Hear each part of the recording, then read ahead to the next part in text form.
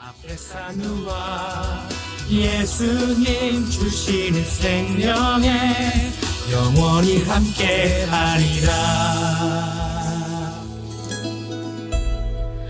영원한 생명의 놀라움을. 네, 그러면 지금부터 제2 발표를 시작하겠습니다. 제2발표 주제는 한국 청년들의 종교적 현실과 WID의 기대 효과입니다. 발표에는 한국그리스도사상연구소 최영균 신부님, 서울대교구의 정규현 신부님, 그리고 서울연구원의 변미리 박사님이 발표를 맡아주시겠습니다. 네, 부탁드립니다. 안녕하세요. 금방 소개받은 저는 서울연구원의 변미리라고 하고요. 저희 이 연구는 네 분의 공동 연구진이 같이 연구를 한 결과입니다. 그래서 앞에 두 분은 소개를 하셨고 성바오로수도의 한창현 신부님도 저희 이 연구에 같이 연구를 한 결과물이라고 할 수 있겠습니다. 저희는 앞단에 그러니까 햇살사목연구소에서 WID가 실제적으로 한국 사회에서 잘 워킹하기 위한 여러 가지 전략 전술에 대해서 이제 말씀해 주셨는데 저희는 이 제목에서 아시는 것처럼 WID의 주체가 되어야 할 청년들, 한국 사회 청년들이 어떤 상황에 처해 있는가? 사실은 우리가 교회 안에 있는 청년들이 한국 사회 전체에 그러니까 위치 잡고 있는 청년들이거든요. 그래서 여기 제목에 나와 있는 것처럼 청년 세대들이 자리 잡고 있는 현실, 그리고 그 청년 세대들이 마주한 종교적 현실, 그것들을 사실은 좀 더 우리가 자세하게 이해를 하고 그들의 상황들을 좀 자세하게 알아봐야지 실제로 그러한 청년들이 청년대의 주체가 됐을 때 어떤 역할을 할 수 있는가. 그러니까 이런 부분들은 필요하지 않을까라 그래서 저의 이제 문제의식은 기본적으로 여기 목차에 나와 있는 것처럼 한국 청년 세대가 갖고 있는 한국 사회가 갖고 있는 전체적인 특징들. 여기 보시면 이제 우리 사회가 지금 굉장히 전 지구에서 유니크한 존재입니다. 한국 사회 자체가. 그래서 특히나 여러 가지 변화들을 일종의 세상의 제일 앞에서 마주하고 있다? 뭐 그렇게 표현하는 게 제일 맞을 것 같은데 그런 측면을 설명하기 위한 한국 사회 인구 변화라고 하는 특징들이 어떻게 있는지 이것은 사실은 우리 청년들뿐만 아니라 우리 사회가 전체적으로 마주하고 있는 문제들이고 그 문제들에 따라서 사실은 여러 가지 이슈들이 제기될 수가 있거든요. 그래서 첫 번째 앞단에 저희가 살펴볼 거는 청년 세대 인구학적 특징으로서의 한국 사회 인구 변화적인, 인구 구조적인 변화라고 하는 게 하나가 있고, 그 다음에 청년 세대가 마주하고 있는 여러 가지 현상이 뭘까? 이게 이제 저희가 첫 번째 파트이고요. 두 번째 파트는, 첫 번째 파트는 제가 알 거고, 두 번째 파트는 여기 청년의 종교성과 종교 생활이라 그래서 사실은 탈종교화라고 하는 게 사실은 우리 사회 청년뿐만 아니라 전 세계 청년들이 다 마주하고 있는 문제인 것은 사실입니다. 그런데 한국 사회 청년들이 갖고 있는 종교성의 다차원성을 어떤 방식으로 이해할 수 있을까? 라는 두 번째 파트는 정규현 신부님께서 여러 가지 분석을 통해서 설명을 드릴 겁니다. 그래서 이러한 어떤 한국 사회를 자리 잡은 청년들의 특징과 그들의 종교성을 파악한 다음에 그러면 이들을 WID의 주체로 내세우기 위해서는 우리가 어떤 게 필요할 건가? 그러니까 앞단에 조재현 신부님께서 설명하신 여러 가지 것들이 실제로 작동하기 위해서 청년들에게 우리가 어떤 비전과 어떤 기대를 얘기할 것인가? 이게 이제 저희 연구에 그러니까 전반적으로 구성하고 있는 부분이고요. 그래서 이제 여기 보시면 앞단에 이제 WID에 대한 여러 가지 디테일은 조 신부님께서 그러니까 조 신부 연구팀에서 굉장히 많이 얘기를 하셨는데. 그런 청년들이 사실은 우리 사회 청년들이 굉장히 어렵습니다. 그러니까 힘듭니다. 왜 그러냐면 기본적으로 종교 관점에서 보면 청년 세대라고 하는 것은 탈종교화라고 하는 그러니까 교회와 좀 멀어지는 거죠. 교회와 멀어지는 것들이 그러니까 그 세대가 갖고 있는 일반적인 특징이다. 그런데 우리 사회는 그것이 훨씬 더 급속하게 진행되고 있다. 이게 첫 번째 하나의 이유이고 두 번째는 청년 세대라고 하는 것은 사실은 유년기부터 노년기로 이르는 일종의 이행기에 있어서 그 세대 자체가 갖고 있는 불안전성이라는 게 분명히 존재하고 있다. 그러니까 그 부분들을 잘 이해해야 된다라고 하는 게 두 번째 측면이고 다른 하나는 요즘 아마 많이들 경험하고 있겠지만 기술 발전이라고 하는 것이 사실 우리가 한 번도 경험해 보지 못했던 거예요. 그러니까 사회 발전이라고 하는 것은 기술 발전의 어떤 결과물일 수 있지만 실제로 AI라든지 뭐 챗GPT라든지 지금 우리 사회 혹은 글로벌 사회에 영향을 미치는 그러한 그러니까 기술 변화라고 하는 것은 사실은 우리가 한 번도 경험해 보지 못했기 때문에 어떤 방식으로 적응해야 될지도 되게 어렵다.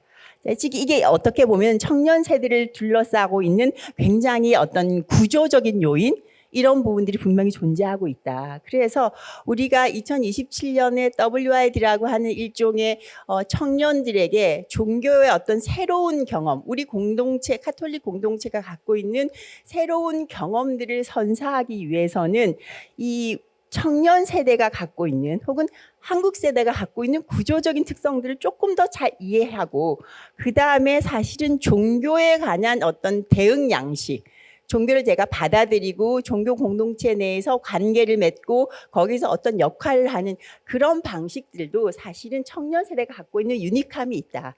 그 부분들에 대한 이해를 그러니까 이해에 기반해서야만이 실제로 우리가 지향하는 바들이 작동될 수 있다. 이제 그런 얘기들을 저희는 좀 드리려고 합니다. 그래서 사실은 그러니까 제가 이 청년 세대를 얘기하면서 고령화에 대한 얘기를 먼저 시작할 텐데 한국 사회는 사실 우리의 어떤 발전이라는 건 50년대부터 지금 2000년대 그러니까 20년까지의 그 우리가 항상 얘기하는 전대미문의 발전이라는 게 우리 사회에 어떻게 보면 동력이 되어 왔어요. 그런데 여기에 나와 있는 것처럼 고령화 사회, 고령사회, 그리고 2025년 올해는 65세 인구가 전체 인구의 20%가 넘는 초고령 사회가 올해 됩니다. 올해. 근데 이것도 10년 전의 예측보다 훨씬 더 빠르게 진행되는 거죠. 보시면 어떤 사회는 그러한 어떤 고령화 사회에서 고령 사회를 이행하는데 한 세기 이상이 걸렸어요. 100년 이상이 걸렸는데 우리는 그걸 20년 만에 달성했다. 이게 좋은 걸까 나쁠까? 나쁠 걸까는 좀 이따 생각해 보시고 이런 어떤 그 사회의 변화라고 하는 게 있고 앞으로 한 25년 정도 되면 2050년이라는 게 우리가 새로운 세기에 대한 얘기들을 많이 하는데 그때 되면 전체 인구 10명 중 4명 이상이 65세 이상 고령자다. 그러니까 이건 사실은 지금의 어떤 이미지로만 상상하는 것보다는 훨씬 더 사회 전체의 전면적인 변화를 초래할 거다. 이 부분들 잘 이제 이해를 하셔야 되는데 그래서 이게 지금 이제 얼마나 앞으로 10년, 20년, 30년 후에 초고령 사회로 나아갈 것인가. 이게 이제 일종의 구조적으로 한국 사회를 일종의 프레임화시키는 그런 특징이라고 할 수 있겠는데 물론 이러한 고령화가 한국 사회가 뭐 좁다면 좁고 넓으면 넓을 수 있는데 5천만 그 인구보다는 줄어들었지만 5천만의 모든 지역에서 동일하게 일어나는 건 아니다. 우리가 아는 것처럼 농촌적 특성을 갖고 있는 지역과 도시적 특성을 갖고 있는 지역의 고령화는 약간의 시간차가 있다. 이건 이제 2024년 기준의 고령화의 정도를 얘기하는 건데, 그러니까 농촌 지역적 특징들을 갖고 있는 데가 훨씬 더 빠른 고령화를 이루고 있고, 다른 하나는 고령화된 사회에서 고령 전기, 고령 중기, 고령 후기라고 나눌 수 있는 60대, 70대, 80대라고 하는 예전에는 이렇게 분석을 안 했어요. 그냥 고령화, 65세 이상 고령자들이 살고 있구나라고 했는데 최근의 연구들은 이렇게 고령 전기, 고령 전기, 고령 후기를 구분해서 그 각각의 집단들이 갖고 있는 특성들을 우리가 이해를 해야 된다라고 하는데 변화의 특징 중에 하나가 고령 후기로 갈수록 혼자 사는 사람들이 훨씬 더 많아지는 사회가 될 거다. 이게 이제 우리가 지금 당면하는 문제이고, 특히나 한국의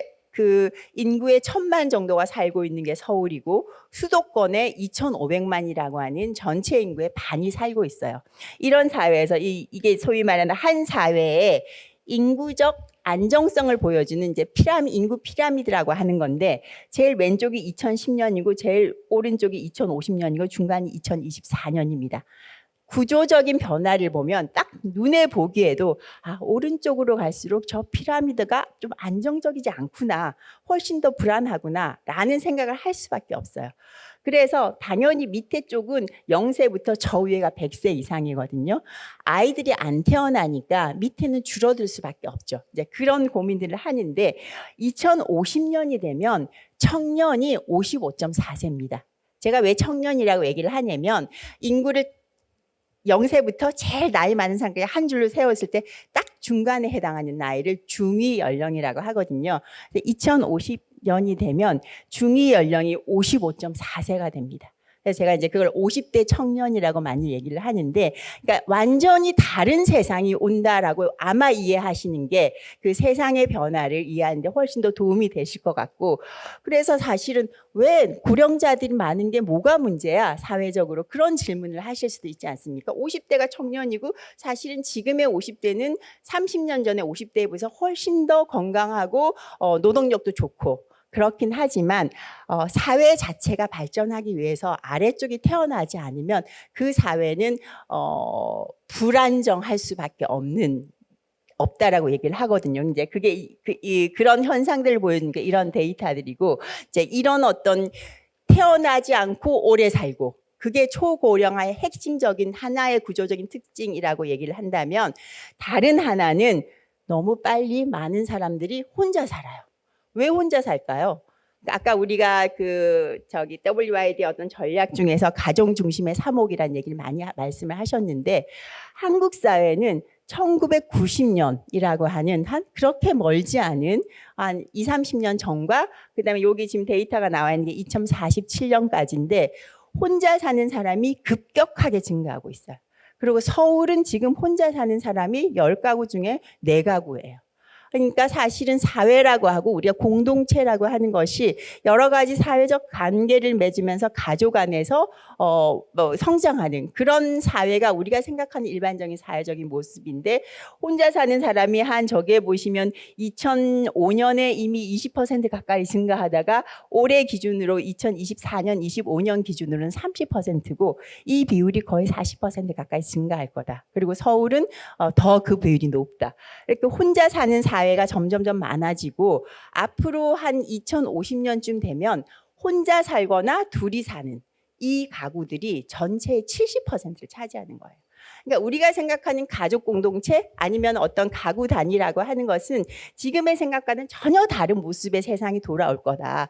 그럼 그런 사회에서 교회는 어떤 식으로 적응을 해야 되고 어떤 식으로 우리가 3옥을 전개해 나가야 될까? 이제 이런 고민을 할 수밖에 없는 게 이제 구조적인 문제이고, 특히나 수도권이라고 하는 이 서울, 경기, 인천이라고 하는 이 지역에 혼자 사는 청년들이 굉장히 밀집되어 있어요.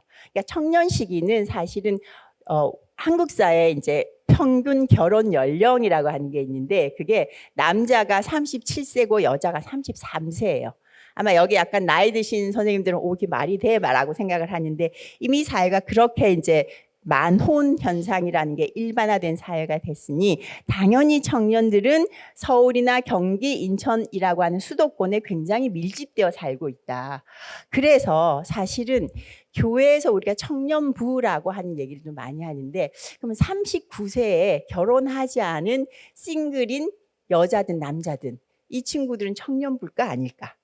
이런 고민을 할 수밖에 없는 거고, 우리가 이제 그러니까 제가 이제 한국 사회 1인 가구 연구를 굉장히 많이 하는데, 그럼 이 혼자 사는 한 39세의 청년들이 교회 안에서는 어디에 가서 자신의 신앙과 관계들을 맺어야 될 건가, 이제 이런 고민을 교회가 해야 된다. 이제 이런 부분이 지금 청년 세대와 마주하고 있는 부분이고, 그 다음에 다른 한 부분은 제가 이제 한국 사회 청년 세대가 갖고 있는 특징에 대해서 이제 말씀드린다고 했는데, 한국 사회는 사실은 앞으로의 어떤 사회 변화, 미래 도시의 변화, 미래 사회가 변화라는 게 지금 여기에 나와 있는 것처럼 이건 그냥 이제 그 묘사를 한 게 아니라 여러 가지 데이터에 근거해서 한국 사회가 앞으로 어떻게 될 거다라고 하는 거에 대한 일종의 키 파인딩스에 대한 얘기인데, 여기에 나와 있는 것처럼 탈관계화된 축소사회.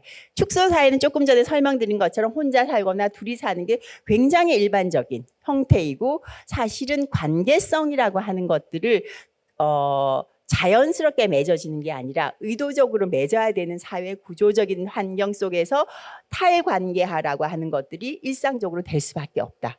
뭐 이게 사실 젠더 이슈도 있고 뭐 가족 이슈도 있는데 이건 좀 청년의 특징들을 설명드리면서 조금 더 자세하게 설명드리고, 그다음에 다층적 차별사, 굉장히 다원성이라는 게 존재하는데, 다양성이라는 게 존재하는데 그게 타 집단을, 그 다양성을 수용하는 것이 아니라 일종의 차별적인 행태로 나타나는, 사실은 그렇게 희망적이지는 않죠. 그다음 마지막에 일종의 단속사회라는 부분도 마찬가지로 관계를 맺지 않고서 그냥 내버려둬, 애들이 쓰는 용어로 그냥 날 내버려둬, 이런 것들이 굉장히 일반화된, 이게 이제 여러 가지 기술적인 요인이나 소셜 미디어나 뭐 인터넷이나 일종의 네트워크 사회에서의 나타나는 특징들인데, 이게 전체적인 한국 사회의 특징이라고 하면 한국 사회 청년이라고 하는 이 친구들은 사실 어떨까?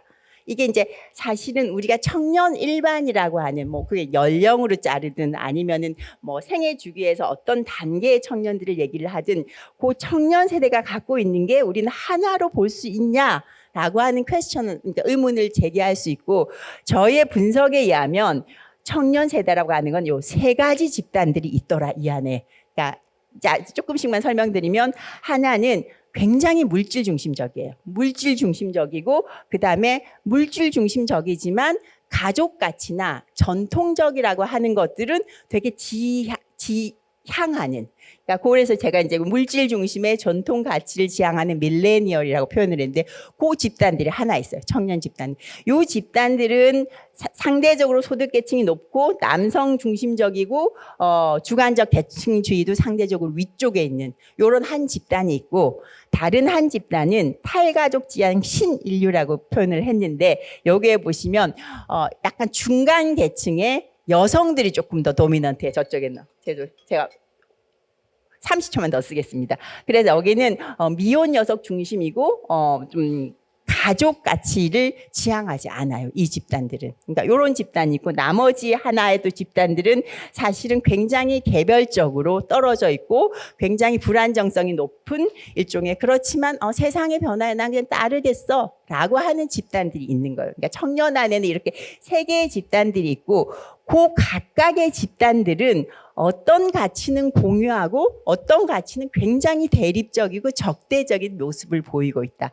특히나 우리 지금 한국 사회에서 20, 30대 청년들과 관련해서 젠더 이슈가 굉장히 큰데, 그 집단들 간에 가족 가치가 대립한다거나 아니면은 뭐 경쟁주의는 공유한다거나 이런 특징들이 있다. 그래서 우리가 이해하는 한국 사회에 자리 잡고 있는 청년 세대의 이 다양성이라고 하는 것들을 우린 충분히 숙지해야 된다. 그리고 그런 맥락에서 이러한 청년 세대들이 어떤 종교적인 다양성을 보일지는 정신부님께서 발표하시겠습니다.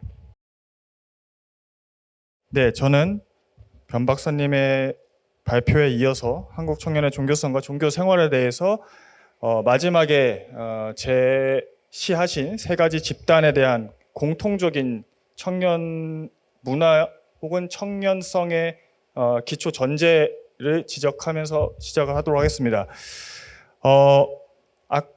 변 박사님께서 마지막에 세 집단으로 통계적인 데이터에 근거해서 구분된 세 이질적인 청년 집단들이 공유하고 있는 시대적 속성이나 특징을 저는 다중압력의 개인화라는 것으로 개념화해서 사용을 하고 있는데요. 그 중에 노동, 경제, 주거, 가족, 금융, 가계, 부채, 이런 실질적인 요인에 대한 개인화, 그것을 그 누구도 책임져 주지 않고 내가 온전히 감내해야 하는 그런 물질적이고 경제적인 요소들에 대한 공통성을 하나를 지목할 수가 있다면, 그 부분 여기는 직접 이렇게 자세히 다루지 않았지만 문화적인 요소로서의 공통점을 저희는 발견할 수가 있습니다. 첫 번째는 압축적인 근대화 안에서 우리가 길게 천천히 성장하면서 곱씹어야 될 요소들이 한 번에 주어져서 공존되고 있는 상황을 들 수 있습니다. 전통적인 문화 코드로서 유교 가족주의가 청년들 또한 이미 어느 정도는 윗세대들에 비해서는 아니지만 기본적으로 의미 있고 지향할 만한 것이라는 거에 대한 최소한의 고민들, 그리고 중요한 것이다라는 감각들에 대해서 공유하고 있습니다. 그것을 받아들이지 않을 경우에는 아까 말씀하신 이제 탈가족, 전통적인 가족을 거부하는 대한공동체로서의 가정을 생각하는 그런 이제 사회 현상으로 특히 여성들을 중심으로 나오는 방식이 있고요. 그다음에 근대적 문화적 코드로서는 이제 안정적인 노동 환경에 기반해서 정상생애 주기를 갖게 되는 정규직에 취직해서 쭉쭉 승진을 해서 이때 되면은 수도권에서부터 집 사서 이렇게 서울로 뭐 들어오는 어떤 이런 식의 물질적인 안정을 기반으로 해서 안락한 핵가족을 구성하게 되는 그러한 이제 문화 코드가 하나가 있겠고, 세 번째는 후기의 탈근대적 문화 코드가 있습니다. 이것은 이제 특히 민주화 이후에 우리가 이렇게 내재화된 문화 코드로서 너 자신이 되어라. 네가 진짜 원하는 게 뭔지 찾아봐라. 남들의 어른들에게 듣지 말고 네가 진짜 해봐. 어떤 이런 식의 자기의 주체성을 강조하고 진정성에 대한 높은 가치를 부여하면서 이 세계가 중첩되기도 하고 모순되기도 하고 본인들의 삶의 자리에서 맞닥뜨리는 성찰성을 통해서 각자만의 방식을 구성하고 있으면서 분화된, 그렇기 때문에 아까 말씀드린 한 3가지 집단 정도로 유형화될 수 있는 그런 청년들의 지형이 있다라고 볼 수 있습니다. 그러면 이것이 종교라는 것과 어떻게 연결될 수 있는가에 대해서 공통 요소로 지적할 수 있는 것은 자율성, 주체성, 진정성입니다. 자율성은 내 삶을 내 필요와 계획에 맞게 규율, 구성하는 삶의 태도입니다. 갓생, 스펙 쌓기, 그 다음에 뭐 미라클 모닝, 어떤 식으로는 내가 그 누구의 어떤 강제가 아니라 내가 뭐 자기계발서를 활용하든 여러 가지 레퍼런스를 활용해서 내가 성취하고 싶고 내가 되고 싶은 추구미를 이룩할 수 있게끔 만드는 나만의 그 준거점들을 만들어가는 것을 자율성이라 얘기할 수 있겠고요. 주체성 같은 경우에는 그것을 조금 더 밑바닥으로 나는 어떤 걸 지향하면서 살까?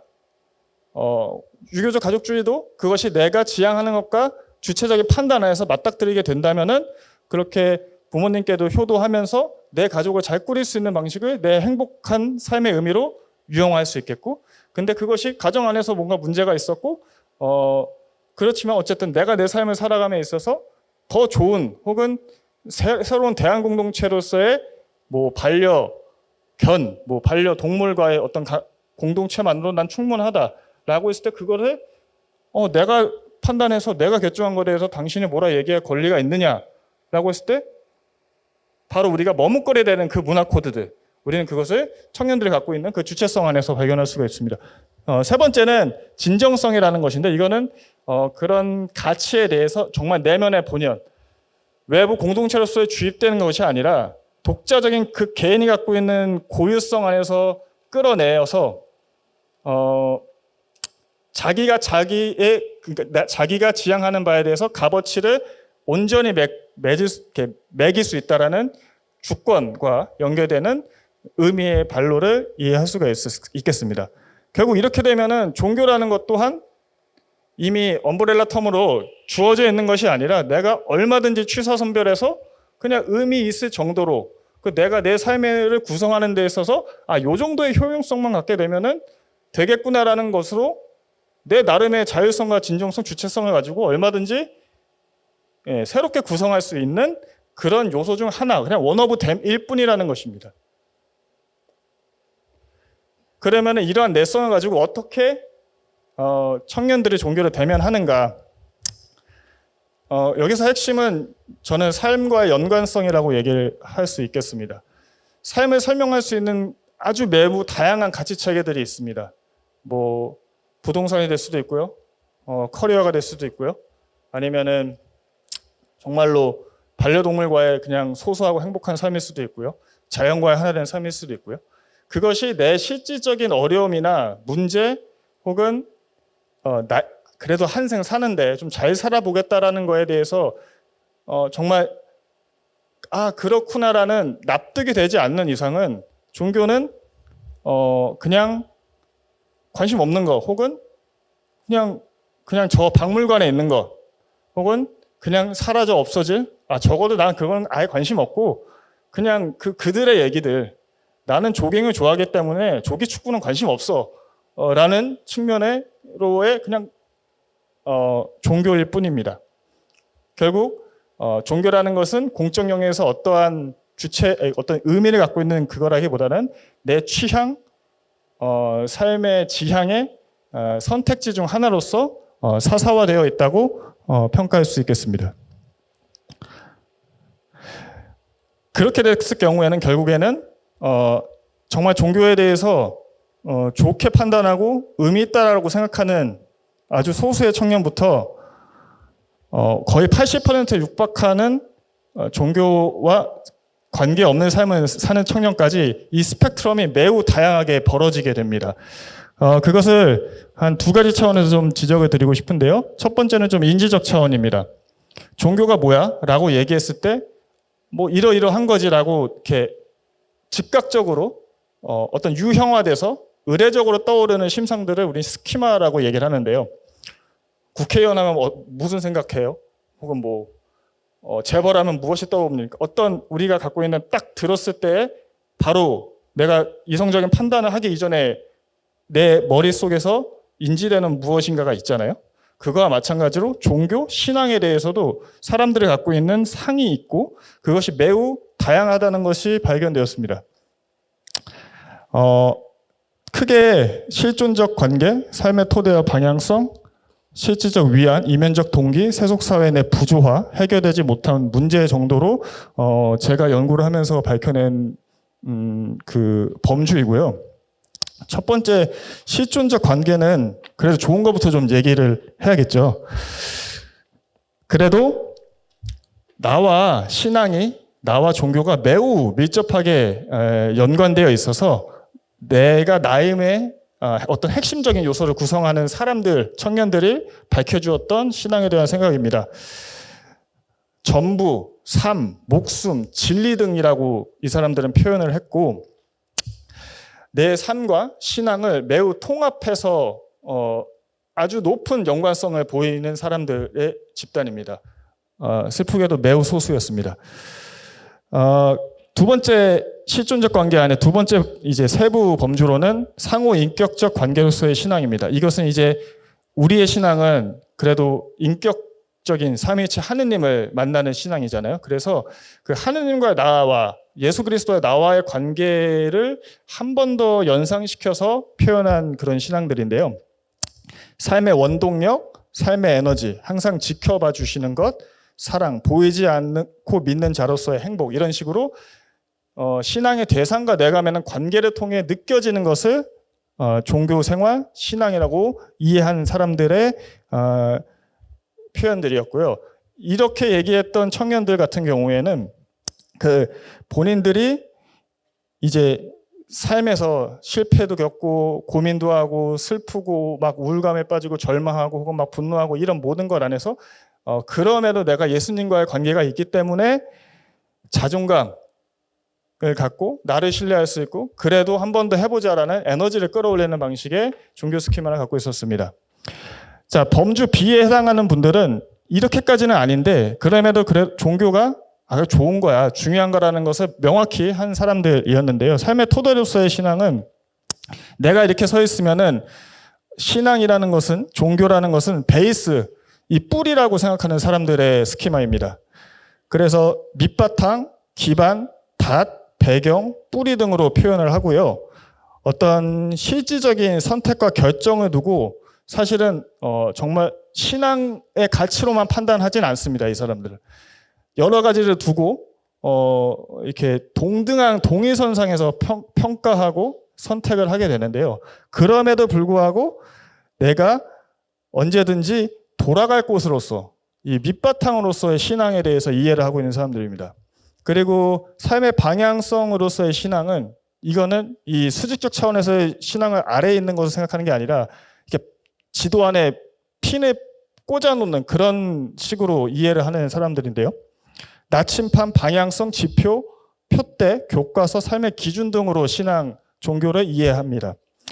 이들 같은 경우에는 종교 생활이 내가 성장하고 의미 있는 삶으로 나아가게끔 만드는 그 목표점을 지정해주는 식으로 종교를 이해합니다. 자, 여기서 실질적 위안으로 넘어갔을 경우에는 더 어떤 의미, 가치지향보다는 내 개인적인 효용과 도움에 포커스를 맞춥니다.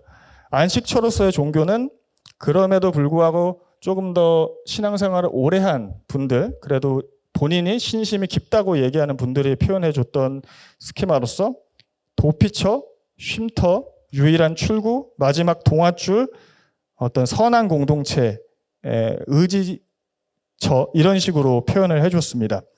일종의 이 아주 거칠고 냉혹한 현실과 벗어나서 성역으로서 종교와 신앙생활을 이분들은 이해를 하고요.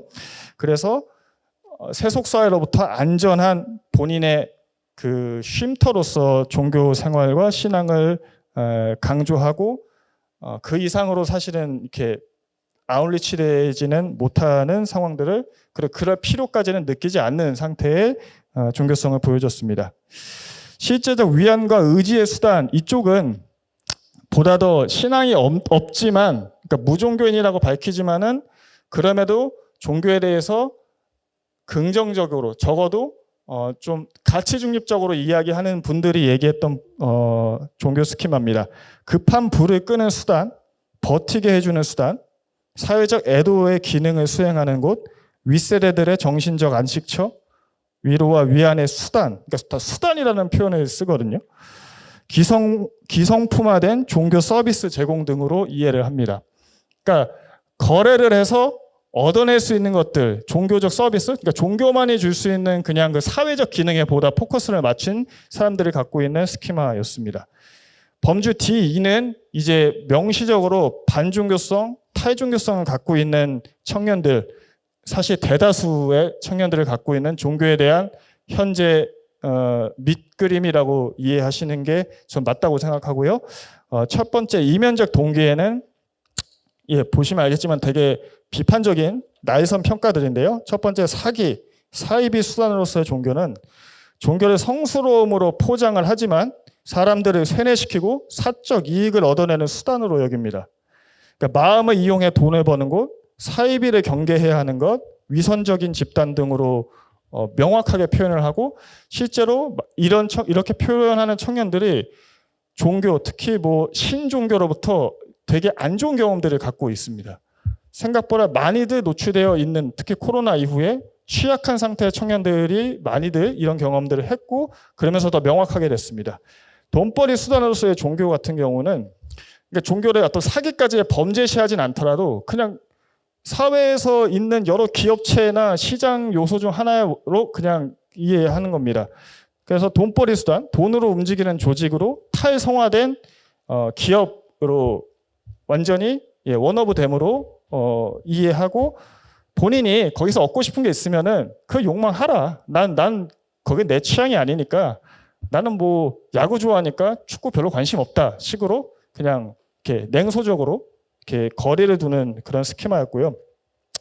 사회 관계망으로서의 종교는 특히 이제 개신교 쪽을 이분들은 이제 많이 표현하면서 이걸 썼는데 대형교회 중심으로 경제 네트워크들이 돌아가거든요. 거기에 가면은 청년들 같은 경우는 취업까지도 심지어 알선까지 되는 경우가 있습니다. 그러면 결국 사회적 자문을 얻기에 되게 좋은 필드가 됩니다. 그랬을 경우에 이것은 어떤 종교성이 아니라 내 실질적이고 현실적인 이익을 위해서 살게 되는 그런 종교로 이해를 했고요. 세속사회 내 부조화 여기도 참 많은 가슴 아픈 것들이 있는데 기도 만능주의 기도로 모든 것이 해결 가능하다는 거에서 아주 혐오적인 발언들을 청년들이 했습니다. 책임 회피라 그랬고 잘못된 용서와 회개의 정당화, 기도로 모든 것을 해결 가능한 어떤 무지몽매함으로 표현을 합니다. 네가 책임져야 될 것을 기도를 통해서 책임지려 하지 않는 식으로 해석을 합니다.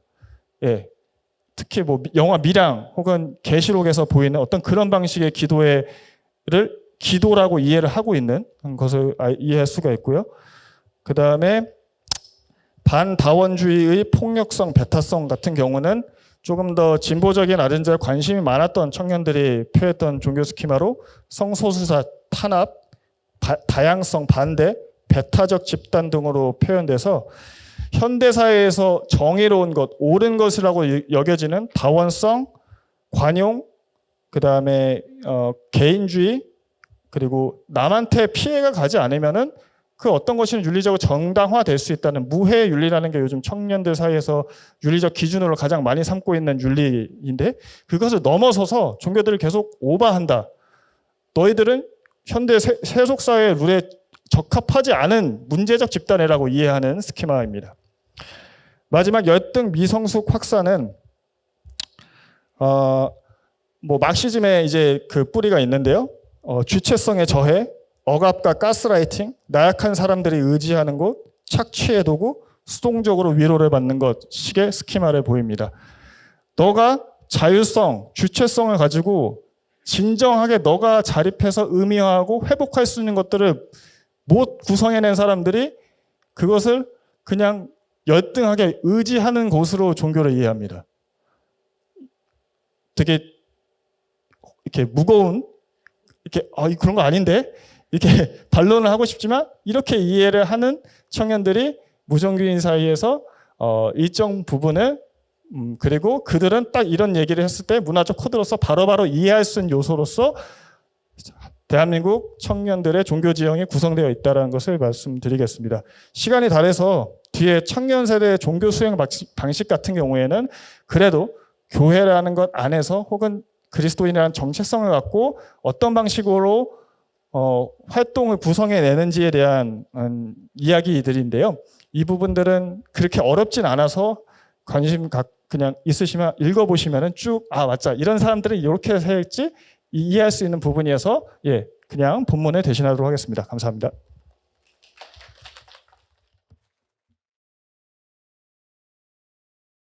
짧게 이야기하겠습니다. 앞서 저희 팀 두 분의 선생님들께서는 한국 사회에서의 어떤 청년 세대가 처한 어떤 그런 사회적 환경 혹은 종교적 환경에 대해서 이렇게 설명을 해주셨어요. 그래서 고령화 사회부터 시작해가지고 가족이 축소되고 있다.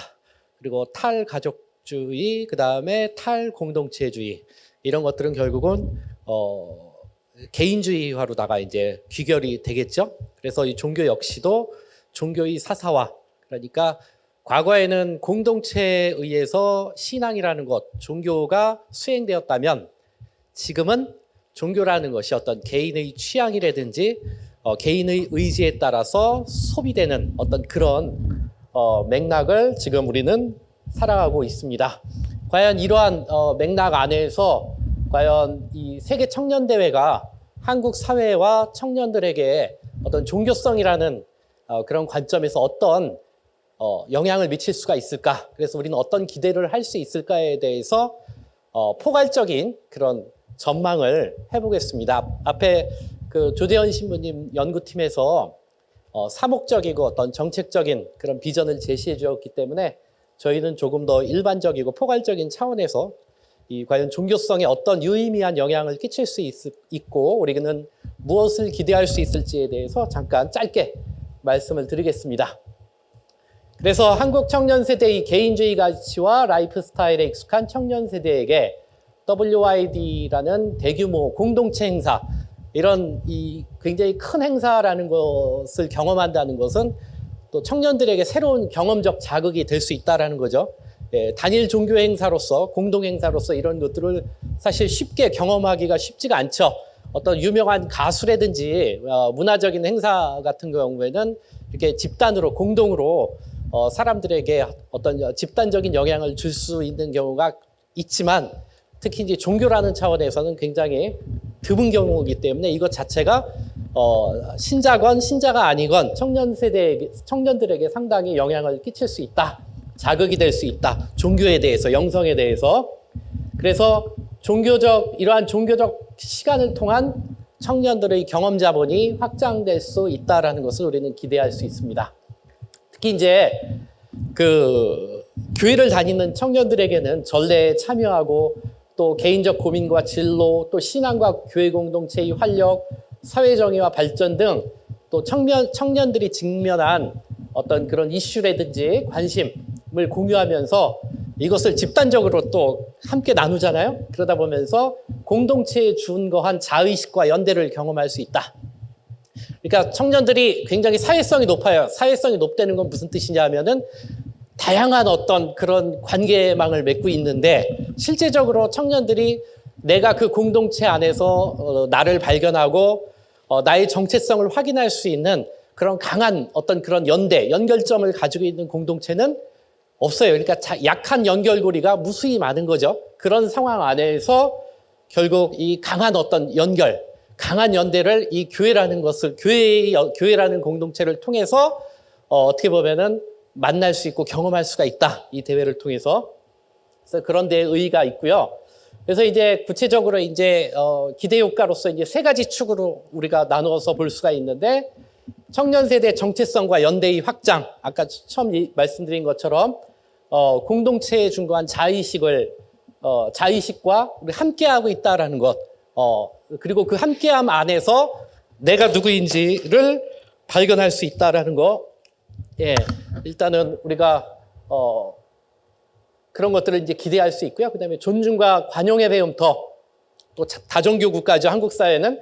그리고 또 최다 주류가 아니에요, 그 가톨릭 교회는.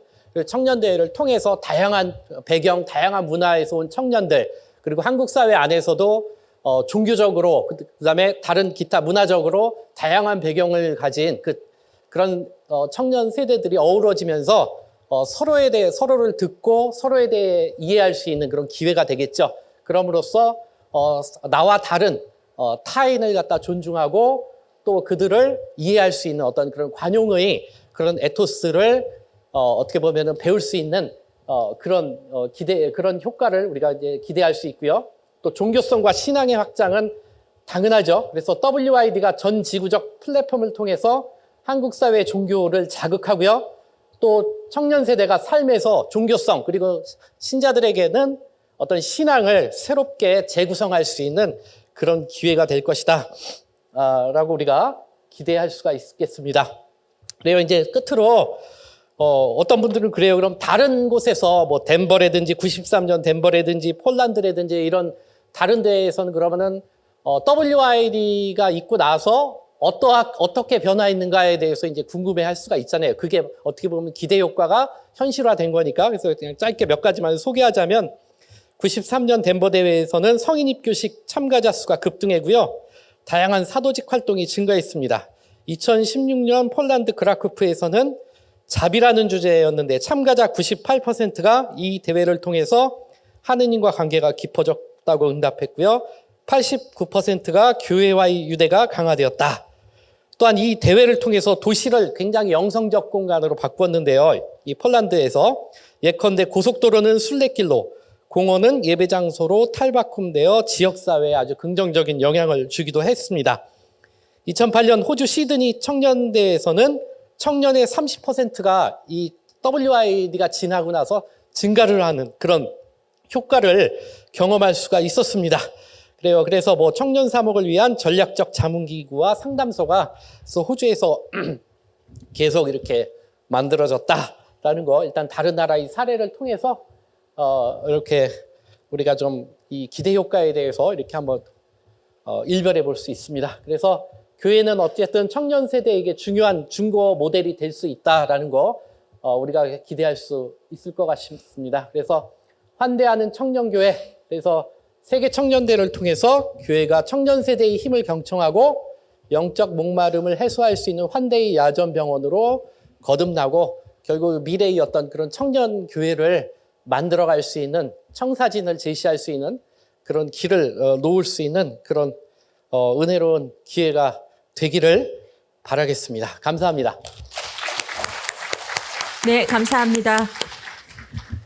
자, 지금까지 제2발표 공동연구와 발표에 힘써주신 최영균 시몬 신부님, 그리고 정규현 신부님, 변미리 박사님, 그리고 이 자리에 함께하지 못하셨지만 한창현 모세 신부님께도 큰 박수 부탁드립니다. 다음은 발표에 대한 여러분의 귀한 의견을 청해 듣는 자리입니다. 진행은 제1발표에서 활약해 주셨던 햇살사목센터 이세라 연구원님께 부탁드리겠습니다. 네, 지금부터 열린 나눔을 시작하도록 하겠습니다. 이 열린 나눔 시간에는 지금 오늘 심포지엄에 한국교회 각 교구에서 전국에서 함께 이제 이 자리를 빛내주신 신부님들이 계십니다. 각 교구의 청소년 사목국의 국장으로도 계시고 WID 조직위원회에 이렇게 담당을 하고 계신 신부님들입니다. 제가 차례대로 호명을 해드리면 신부님들 이렇게 앞으로 나와서 앉아주시고 이제 같이 말씀 듣는 시간 잠깐 가지도록 하겠습니다. 먼저 광주대교구 청소년 사목국 국장 김영호 신부님이십니다. 다음으로 원주교구 청소년 사목국 국장 김정하 신부님이십니다. 그리고 대구대교구 대회조직위원회 사무국장님이신 문창규 신부님이십니다. 그다음에 의정부교구 청소년 사목국 국장 박재범 신부님 함께해 주셨습니다. WID 인천교구대회 조직위원회 사무국장 유영욱 신부님 함께하셨습니다. 그리고 수원교구 제1대리구청 청소년 1국장 이재혁 신부님이 함께해 주셨습니다. 감사합니다. 네, 신부님들께 미리 안내는 드렸는데요. 저희가 제한된 시간이 있어서 신부님들 한 분당 2분 30초. 죄송합니다. 네, 2분 30초의 시간을 드릴 텐데요. 지금 오늘 1발제와 2발제까지 신부님들 들으시고 나서 신부님들 이제 각 교구의 상황에 맞춰 이렇게 특별히 들으셨던 통찰이나 아니면 내가 이거 들은 거는 정말 가져가고 싶다 하는 부분이 있으시면 나눠주시면 감사하겠습니다. 우리 2분 30초는 알려드릴 거니까 걱정하지 않으셔도 되고요. 무조건 이렇게 딱 끝내시기보다 한 30초 안에 더 마무리해 주시면 되겠습니다. 그러면, 네, 이렇게 올라오신 순서 말고 이렇게 뒤쪽부터, 네. 먼저 나눔을 해 주실 수 있을까요? 그럼 이재혁 신부님께 먼저 부탁드려도 괜찮을까요? 네, 안녕하십니까. 수원교구 제1대리구 청소년 1국 소임을 하고 있는 이재혁 요한사도라고 합니다. 예, 저는 현재 수원교구 WID 조직위원회에서 양성교육부 소임을 또 함께 맡고 있습니다. 저희 수원교구는 11월부터 작년 이제 그 조직위를 발대를 해서 각 이제 국에 있는 이제 청소년국, 저희는 지금 사목국이 없이 복음화국으로 이렇게 운행되고 있는데 거기 신부들이 그 조직위원회에 각각의 역할을 하면서 진행을 하고 있고요. 제가 지금 맡고 있는 양성교육부는 이제 동반사제 5명과 이제 수녀님 1분, 그리고 청년 봉사자 14명이 함께 이제 어떻게 하면 이 WID를 전달할 수 있을까? 라는 것을 함께 고민하며 지금 6개월을 이제 함께 이제 매월 한 번 정도 그리고 줌으로 모임을 하면서 진행을 해 나가고 있습니다. WID에 관한 부분을 사실 가장 첫째 가는 게 이 담당자들만의 일이라고 생각하는 게 저는 좀 문제라고 생각을 합니다. 일선 본당에 홍보를 나가면 열심히 해. 마치 이제 제가 다 떠안아야 될 문제인 것처럼 그런 생각들을 가지고 계신 이제 사제들과 공동체 그런 것들. 그래서 이제 아까 제가 사실 좀 오늘 버스를 못 맞춰서 해서 1발제를 오면서 이제 영상으로 봤는데 어떤 본당 사목의 비전들을 바꿔야 된다라는 말에 굉장히 공감을 했습니다. 이제 청소년 사목 가정 친화적인 어떠한 그러한 방식으로 바꾸는 것이 이 WID를 준비하는 데 있어서도 저희 본당과 또 교구와 또 나아가 이제 우리 한국교회를 위한 일들이 아닐까라는 생각을 해서 그 통찰에 굉장히 공감을 했고요. 그러기 위해서 이제 청년들이 이제 이 WID 주체라는 사실과 플러스 이제 우리 본당 공동체, 우리 교구 안에서 각각의 작은 이제 그 지역 공동체가 스스로를 개발해 나갈 수 있는 그런 사목적 발상의 전환이 일어나야 되지 않을까라는 생각을 해보게 되었습니다. 이상입니다. 네, 감사합니다. 다음으로 유영욱 신부님, 네, 인천교구 나눠주십시오. 교구대회 조직위원회 사무국장 유영욱 신부입니다.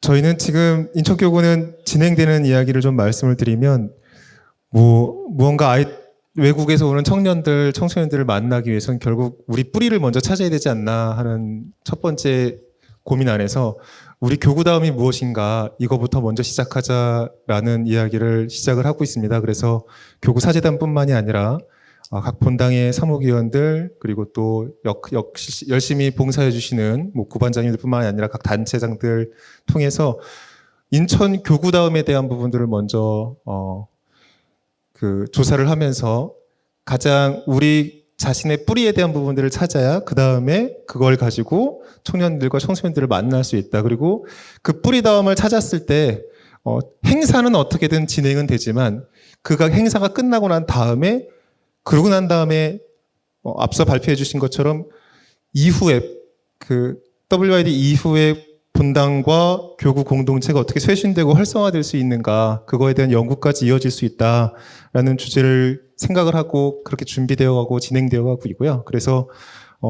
들은 이야기들 속에서 본당 공동체 활성화, 교구 공동체 활성화 이 부분에 대한 부분들 방안과 제시해 주신 부분들 그 부분들에 대해서 관심 있게 볼 수 있었습니다. 네, 더 같이 고민하고 더 잘 준비해 나가는 계기가 될 것 같습니다. 감사합니다. 네, 고맙습니다. 잠깐 막간을 이용해서 말씀드리겠습니다. 이발제 들으시고 나서 질문 생기신 것들도 바로 제출해 주실 수 있습니다. QR코드 스캔하셔서 질문 남겨주시기 바랍니다. 네, 그럼 다음으로 박재범 신부님의 나눔 들어보겠습니다. 네, 저는 의정부교구 청소년 사무국장, 이고 이제 곧 저희 발대할 WID 의정부교구 사무국장도 맡게 될 예정인 박재범 요한입니다. 안타깝게도 저는 2월 달에 발령을 받아서 아직 2개월도 채 되지 않았습니다. 특별히 이렇게 교구대회와 WID 준비를 함에 있어서 이렇게 도움이 되는 심포지엄을 열어주신 우리 햇살 사목센터 신부님과 관계자분들 또 우리 그리스도 사상연구회 분들께 깊은 감사를 드리고 싶고요. 너무나도 좋은 시간이고 준비하는데 아주 큰 도움을 받을 것 같습니다. 저희 의정부교구는 정말로 젊은 이제 만 21년 된 청년 교구입니다. 2027년이 되어도 꽃다운 23세의 청년 교구로서 전 세계에서 오는 청년들을 이렇게 기쁘게 맞이할 준비를 하고 싶다는 생각을 갖고 있습니다. 그래서 뭔가 다른 모습이 아니라 우리가 지난 너무나도 짧은 21년 또 23년 기간 동안 해왔던 일들이 무엇인가 그래서 올해는 특별히 우리의 신앙의 뿌리에 대해서 깊은 관심을 가지고 그쪽에서 준비를 하고 있고요. 그리고 또 우리 의정부교구가 지난 20여 년 동안 평화를 또 주제로 또 그리고 이주민과 난민에 특별한 관심을 갖고 사목을 해왔습니다. 바로 이 주제들을 우리 교구를 방문하는 또 청년들과 나누고 싶고요. 또 개인적으로 지난 5개월여 우리나라가 여러 가지로 혼란을 겪고 있었습니다만은 그 안에서도 뭔가 희망을 발견했습니다. 흔히 뭐 빛의 혁명이라고 저는 그 모습들을 보면서 개인적으로 WID 할 수 있겠구나라는 생각을 가졌습니다. 우리 신앙인들뿐만 아니라 우리 한국 교회에 생각보다 훨씬 더 훌륭한 또 우리와 함께 뜻을 같이 하고 또 희망을 노래할 수 있는 청년들이 있음을 또 마음의 상태가 청년인 많은 사람들이 있음을 확인하는 자리였다고 생각합니다. 감사합니다. 네, 감사합니다. 다음으로 대구교구에서 오신 문창규 신부님 말씀 듣겠습니다. 네, 반갑습니다. 저는 대구교구 세계청년대회 조직위원회 사무국장 소임을 하고 있는 문창규 베드로 신부입니다.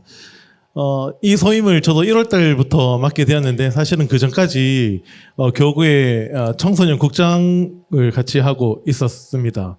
그래서 원래 본격적으로 우리 대구교구도 준비를 하면서 가장 큰 방점으로 지금 생각하고 있는 것이 지금 우리가 2025년 희년을 살고 있잖아요. 그래서 희망의 증거자라는 그런 키워드 또 그리고 시노달리타스 함께 걸어가는 교회의 그 모습을 어떻게 우리가 이 세계 청년대회 특히 우리 교구대회 안에서 잘 녹여낼 수 있을까 하는 부분에 있어서 가장 큰 핵심 포인트로 지금 준비를 하고 있습니다. 그래서 오는 이 5월 25일 날 우리 발대 미사를 하는데도 좀 더 이런 정신들이 좀 반영될 수 있도록 준비를 하고 있는 중입니다.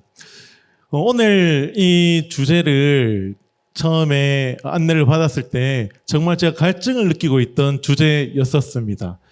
제가 교구에서 세계 청년대에 대한 안내를 우리 신부님들께나 아니면 여러 교우들께 소개할 때마다 늘 부정적인 피드백을 또 많이 받았거든요. 그래서 이거 끝나고 나면 우리 한국교회는 어떻게 되는데, 끝나고 나면 우리 본당은 어떻게 되는데, 이런 부정적인 피드백을 받았을 때 왜 이런 부정적인 피드백이 있을까? 라는 그런 걸 고민해 보면 앞에 발표에서도 말씀해 주셨던 것처럼 우리 교회는 청년들을 위해서 그동안 많은 프로그램들을 제시를 했었거든요. KYD도 했었고 각 교구마다 많은 투자를 해오면서 청년들을 위해서 신경을 써줬지만 결국 그것들이 끝나고 났었을 때 그 청년들의 그 뜨거웠던 감동들이 계속 신앙생활로 이어지지 못하는 그런 모습들을 우리가 너무나 많이 봐왔기 때문에 이런 부정적인 것들이 계속 지금까지 남아있지 않을까라는 생각이 들었습니다. 그래서 오늘 발표해 주신 여러 연구 자료들은 저한테 너무너무 소중한 자료들이고 이런 것들을 근거로 해서 각 본당에 또 신부님들 또 우리 수녀님들 또 교우들과 잘 나눔을 하도록 하겠습니다. 정말 이 귀중한 자리 마련해 주셔서 너무너무 감사드리고 이번 세계 청년대회만큼은 끝나고 나서 그냥 한번 일회성 행사로 끝나는 그런 대회가 아니라 우리 한국교회 또 우리 가톨릭교회의 큰 소중한 자산이 되었으면 하는 바람입니다. 저희들도 그런 노력에 함께하도록 하겠습니다. 감사합니다. 네, 고맙습니다. 다음으로 원주교구에서 오신 김정하 신부님 말씀 들어보겠습니다.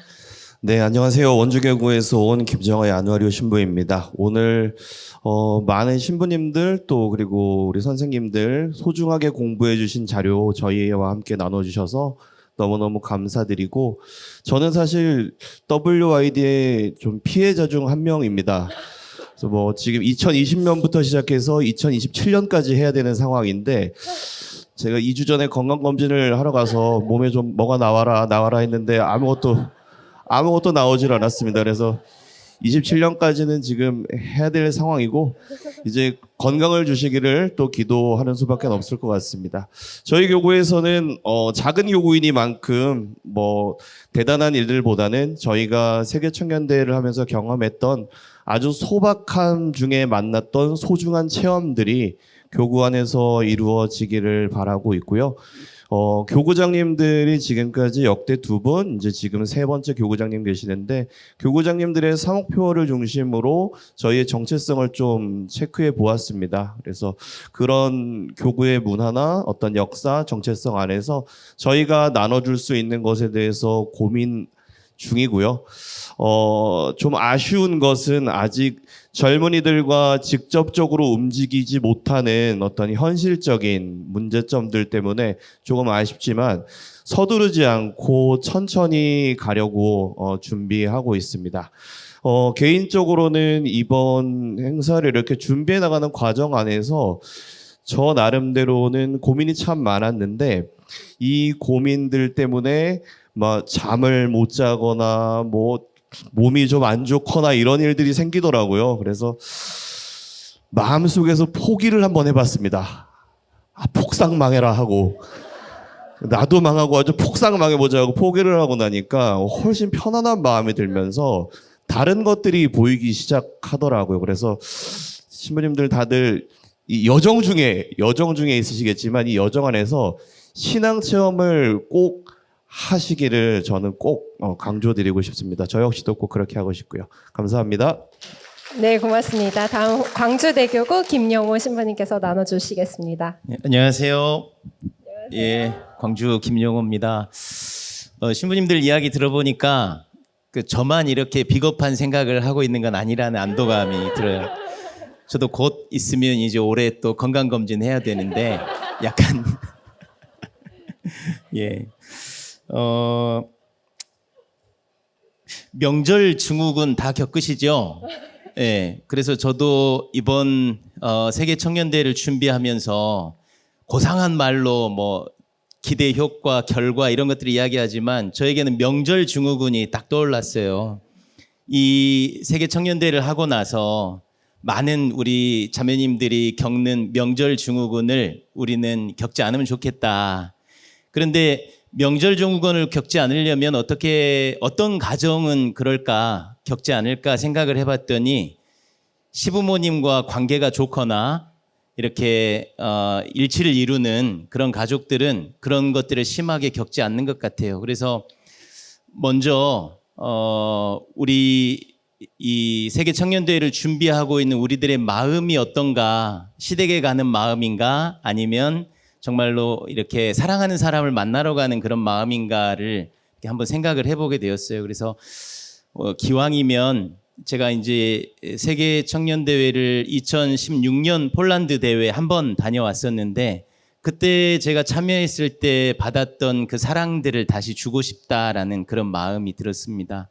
근데 그때 받았던 그런 감동들은 행사가 원활하게 진행되고 아주 멋진 그런 퍼포먼스에서 감동이 있었던 건 아닌 것 같아요.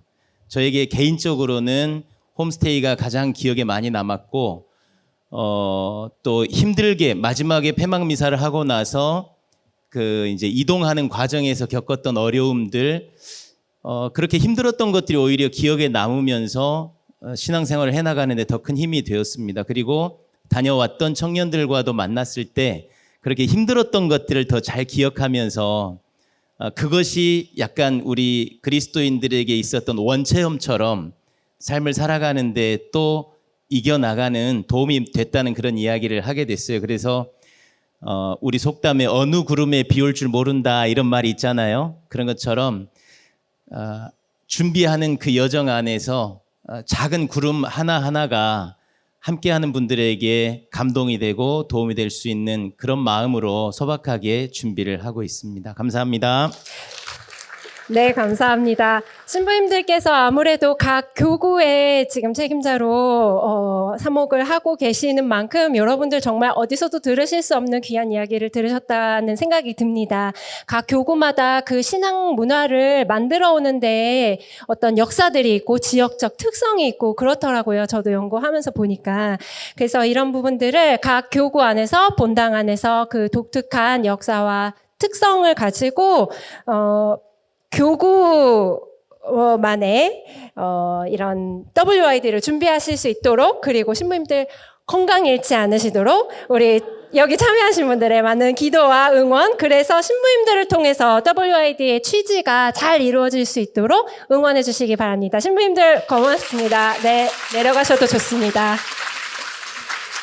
네, 바로 이어서 발제자 여러분과 함께하는 질의응답이 이어지겠습니다. 여러분들이 이 QR코드 스캔하셔서 이미 질문들을 굉장히 많이 올려주셨어요. 한 20개가 벌써 넘게 올려주셨는데요. 실시간으로 올라온 그 질문들을 함께 살펴보도록 하겠습니다.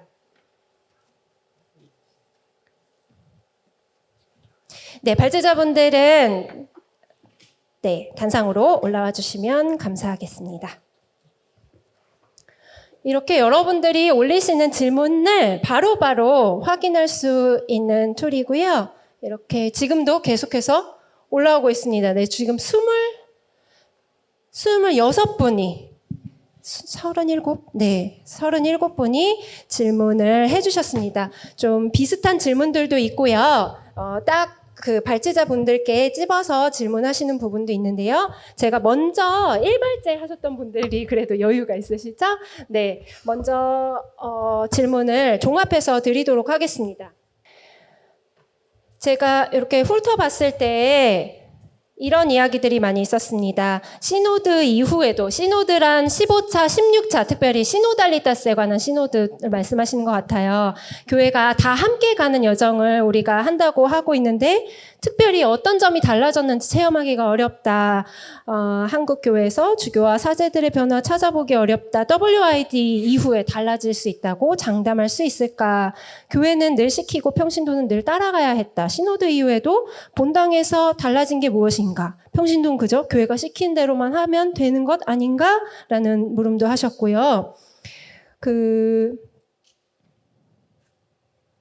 이런 질문들을 해주셨는데 평신도로서 살아가는 것. 사실 우리는 WID란 젊은이로부터 시작을 했지만 평신도로서 정말 어떻게 살아야 하는지에 대해 질문을 해주신 부분이 많았습니다.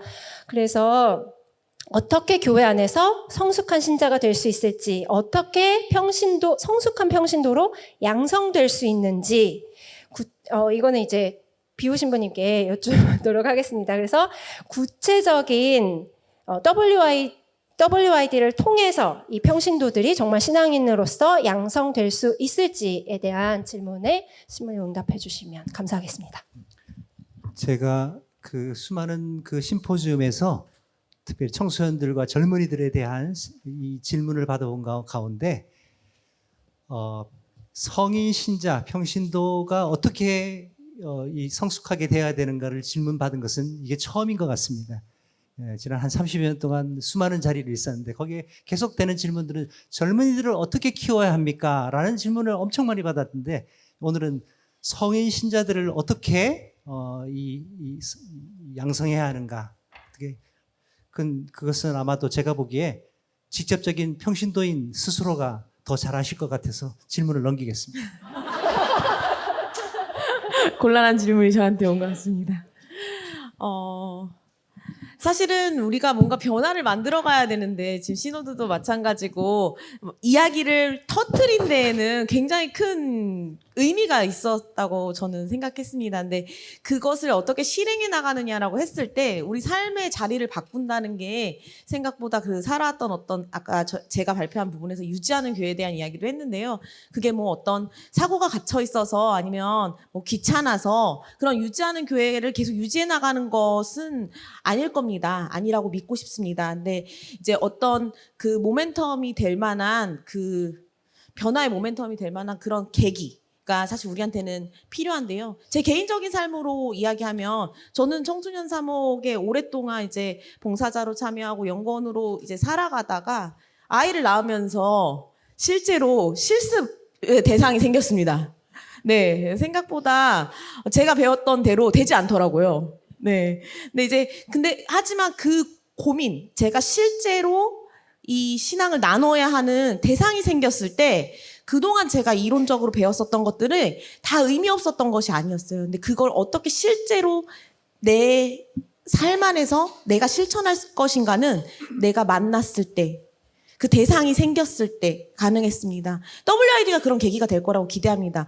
참여하면, 그 자리에 참여하면 우리는 약한 존재에게 기우는 하느님께 받은 그런 기우는 그 본성, 그 하느님의 자비의 마음을 닮은 그 본성이 저희 안에 있지 않습니까? 그래서 지금 그 이발제에서 이야기했던 것처럼 청년들이 너무 힘들게 살아가고 있는데 그거를 그동안 외면해왔던 상호 소외 상태에서 안 보려고 했었던 그거 우리가 해결할 수 없는 거야. 참 안타까워. 맞아. 우리 요즘 애들 너무 힘들지. 거기에 그쳤었더라면 이제 만나서 구체적으로 듣고 뭔가 해결책을 줄 수 있어서가 아니라 같이 거기서부터 고민하고 그럴 수 있는 시작. 그 시작이 우리한테 억지로 만들려고 하면 만들어지겠습니까? 근데 WID는 그런 면에서 하나님께서 우리한테 선물로 주셨다고 저는 생각합니다. 우리 교회에 주신 그 선물 안에서 이 선물은 감사하게 여기는 사람에게 선물인 거지. 그리고 그래야 그 안에서 은총이 맺어지는 거지. 그 무상의 은총이. 그러니까 우리가 그것을 선물로 여기지 않으면 아마 흘러가겠죠. 그래서 그 부분에 있어서 저는 이제 햇살 사목센터 안에서는 계속 어른들을 만날 때마다 이 선물을 어떻게 할 것인가, 내 아이의 신앙을 위해서 어떻게 할 것이고 우리 본당의 아이들을 위해서 이걸 어떻게 할 것이고 이 기회가 주어졌는데 이걸 선물로 어떻게 받을 것인가에 대한 얘기를 계속 이 WID 있을 때까지 목소리를 계속 높일 예정입니다. 이상입니다. 네, 감사합니다.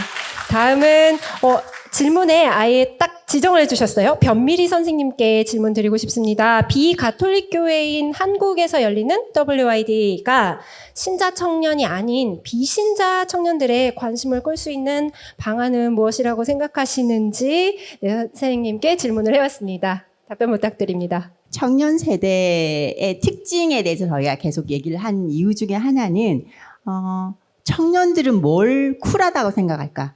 청년 뭘 힙하다고 생각할까? 이런 부분들을 사실은 교회 내에서 고민해야 되지 않을까라는 생각이 들고, 사실은 WYD의 그 여러 가지 전술은 그게 교구 단위든 아니면 전체를 오가나이즈하는 단위는 조금씩 다를 것 같은데, 저는 무엇보다 교회 내 청년만을 대상으로 전략을 세우기에는 지금의 교회 청년들이 너무 비어 있다라고 한다고 하면, 사실은 이 비신자 청년들에게 카톨릭은 좀 쿨해 라는 일종의 스키마든 아니면 그런 인사이트든 그런 걸 줄 수 있는 여러 가지 계기를 마련해야 되지 않을까라는데, 왜 그런 말씀을 드리냐면, 사실은 청년 세대는 그 세대적 동질성이라고 하는 것들을 많이 공유를 하고 있거든요. 그렇다고 하면 이 세대들이 갖고 있는, 그게 종교인이든 종교를 가진 우리 카톨릭 신자이든 아니든지 간에, 그러니까 그런 그 청년 세대가 갖고 있는 어떤 공통적인 요소들, 그러니까 청년들은 여러 가지 데이터를 보면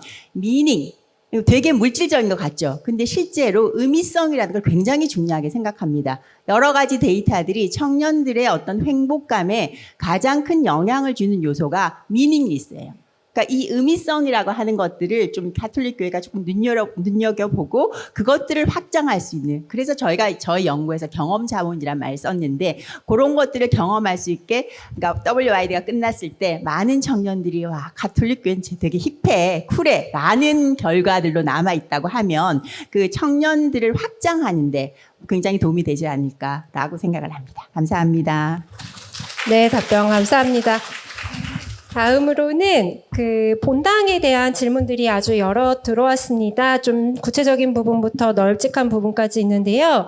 한 번은 그 본당에서 함께할 수 있는 쉬운 가이드 방법이 좀 홍보되면 좋겠다. 네, WID에 대한 이야기를 본당에서는 나누고 있지 못하고 있는데 이런 것들을 어떻게 나누면 좋을까? 이거는 사목자의 입장이라기보다는 신자들이, 지금 여기 성인 신자분들 와 계시니까요. 내가 신자로서 우리 본당에 가서 네, 어떻게 이 오늘 들은 것들을 함께 나눌 수 있을지, WID에 대한 그 담론을, 이야기를 시작할 수 있을까에 대한 부분을 질문을 천진아 연구원께 네, 질문 잘 들으신 것 같아요. 네, 천진아 연구원께 먼저 질문 드리겠습니다. 네, 지금 실제로 그 아까 이 이야기 나눠주셨던 그 DOC에 소속되어 있는 신부님들께서 교구에서 지금 계속 고민하고 계신 게 이런 부분들일 거고, 이게 지금 완전 준비 단계이기 때문에 아마 구체적인 방법들이 교구별로 나올 거고, 자료들도 나올 거고, 교육 자료들도 만들어지고 있고 나올 겁니다. 그래서 사실은 저희가 이 연구 자체가 앞서서 하고 있는 것도 사실이에요. 그래서 지금 그런 것들에 있어서 여러분들이 오늘 여기 계신 분들부터 사실은 계속 관심을 갖고 그 소식들에 대해서 소문을 많이 내주셨으면 좋겠습니다. 그리고 아까 제 발제에서도 얘기했었던 것처럼 일단 교회의 테두리 안에 있지 않은 사람들이 이 정보를 얻기란 쉽지가 않습니다. 그래서 일단은 그 전에 WID 이야기를 하기 전에 일단은 교회 안에 우리가 이 아이들, 다음 세대에 대한 신앙 전수가 지금 현 시대에 얼마나 중요한 과제인가에 대한 이야기를 꺼내는 것부터 시작해야 된다고 생각합니다.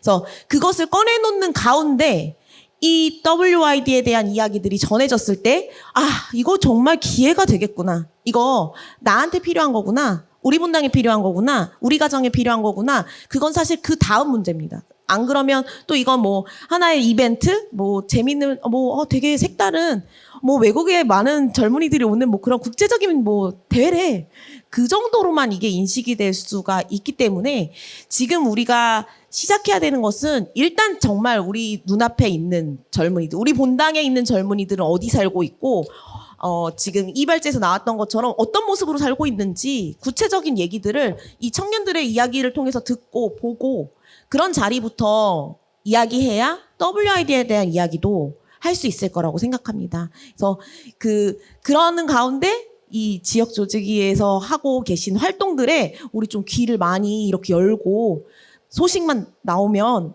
막 전파하는 그런 사람들이 한번 돼봅시다. 네. 혹시 비우 신부님 보충하실 의견 있으실까요? 우리 옛날에 청순 사목 말고 이제 한창 90년대, 80년대 이 사제 성소와 수도 성소를 불러일으킬 때 그때 많이 모여 있는 우리 신학교에 저희가 한 400명이 살고 있었거든요. 그때 저희가 했던 얘기가 뭐냐면 없는 성소 개발 말고 우리한테 좀 관심을 가져달라. 마찬가지로 지금도 똑같은 이야기가 반복되는 것 같습니다. 우리가 청소년 3억 젊은이들을 어떻게 할 것인가에 지금 현재 나와 있는 소수의 아이들이 있거든요. 이 아이들에 대한 깊은 관심과 그들의 이야기를 경청하고 그들을 동반해 주려고 하는 의식들, 그들이 뭐가 필요한지, 거기에 성인들이 거기에 참여를 어떻게 해야 이들을 도울 수 있는지에 대해서 고민을 해야 되지 않을까 싶고요. 또 하나는 저희는 이번에 이 발제를 준비하면서도 굉장히 많은 리소스들을 굉장히 많이 구했고 또 많은 부분들 안에서 이걸 어떻게 할 건가, 그러나 이 안에 실지 못했습니다. 그래서 아마 여러분들의 그 책자에 이 간지가 있을 겁니다.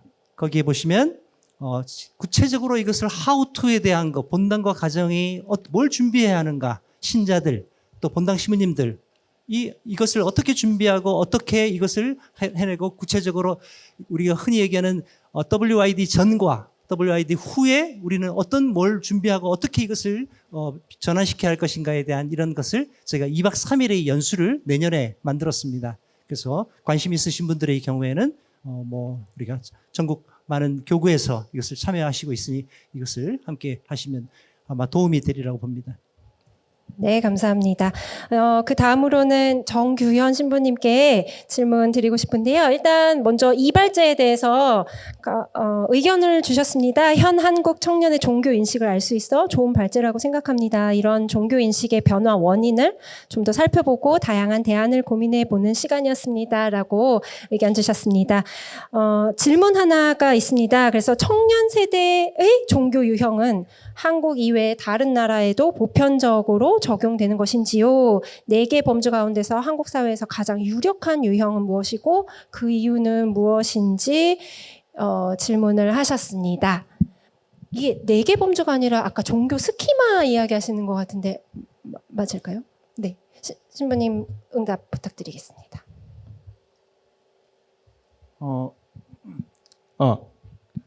일단은 다른 나라, 그러니까 개념이 국제적으로 통용 가능한 것인가는 국제학회 가서 발표를 해봐야 알겠죠. 아니면 국제 비교 연구를 하지 않는 이상은 제가 이렇게 뭐라 말씀드릴 수 있는 건 아니고요.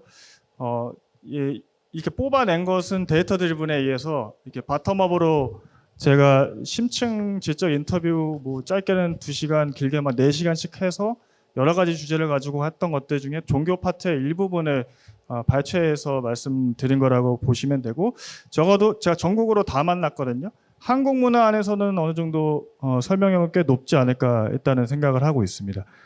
그리고 4개 범주 가운데 저 유형에 뭘 말씀하시는지는 모르겠는데 제가 그냥 발표한 스키마로 따지면 사실은 관심 없다가 제일 크고요. 예. 이 관심 없다를 조금 더, 그래서 한 번 더 이제 그 관심 없다의 의미가 무엇인지를 더 이제 파고드는 질문을 해 가면은 결국에는 부정적인 요소들이 많습니다. 그 미디어의 영향이 매우 크고요. 그리고 미디어 플러스 본인들의 성장 과정 안에서 종교를 열심히 했던 친구들이 갖고 있는 이상함에 대해서 얘기를 많이 해요.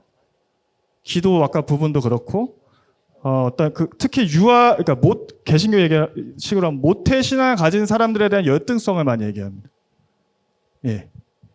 그러니까 그 문화 코드, 그러니까 거의 통역 불가능한 수준이지 않을까 싶고, 이거를 더 다른 비유로 WID랑 좀 연결시켜서 말씀을 드려보자면, 처음으로 비그리스도교 문화권 안에서 소수 3대 종교라고 얘기하지만 절대 비율로서 소수 종교인 가톨릭이 개최를 하는 거기 때문에 사실은 모든 프로토콜이나 문화적인 감수성이 매우 달라야 될 것이라고 저는 생각하는데, 비유를 들자면 우리는 너무 급격하게 크면서 과거의 모든 사이사이 피막골 같은 길을 싹 밀고 아스팔트를 깔았잖아요.